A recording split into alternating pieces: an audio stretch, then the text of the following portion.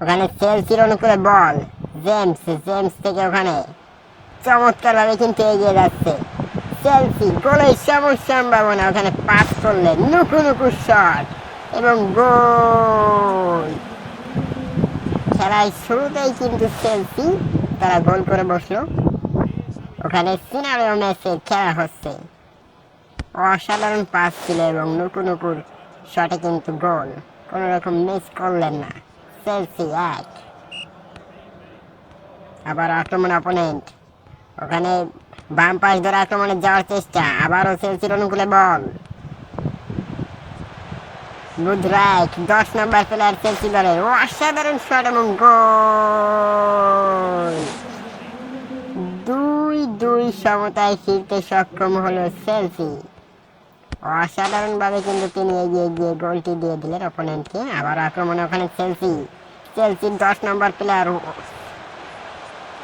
গোলের সম্ভাবনা এবং গোল।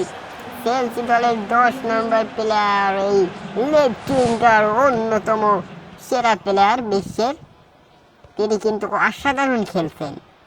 একেবারে অপোনেন্টকে কিন্তু তিনি একাই ঝলসে দিচ্ছেন। আবার আক্রমণে চেলসি নুকু নুকু, ওখানে নুকু নুকু থেকে আবার সেই 10 নম্বর প্লেয়ার, তার কাছে বল, তিনি কিন্তু দ্রুত গতিতে আবার অপোনেন্টের বক্সে ঢুকে পড়ছে।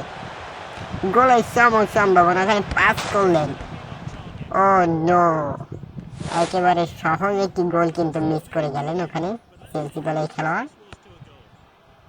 অসাধারণ পাস ছিল, কিন্তু তিনি সাইড বারে গিয়ে লাগালেন, যার কারণে গোল হলো না। আবার আক্রমণে চেলসি, জেমস কিন্তু ওখানে এগিয়ে যাচ্ছে, ওয়ান্ডারফুল একটি স্কিল দেখালেন, আবার তিনি স্কিল দেখাচ্ছেন এবং গোলে শুট করলেন এবং গোল।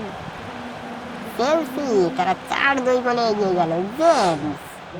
জেমস ইংল্যান্ড দলের প্লেয়ার, ডিফেন্ডার, তিনি চেলসি দলের পক্ষে খেলছেন, ভালো প্লেয়ার তিনি।